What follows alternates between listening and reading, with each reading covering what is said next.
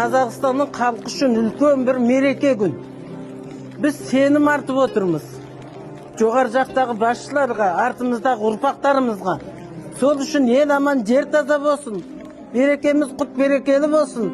Ниетіміз қабыл болсын.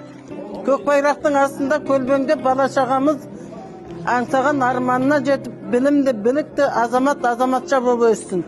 Бәріңе үлкен рахмет. Бүгінгі мереке ұзағынан болсын. Сайлап жатқан сайлауларың құтты болсын, еліміз аман, жұртымыз тыныш болып, осы құрметтеп жатқан бәріңе аманшылық, ұзақ өмір, мол бақыт тілеймін.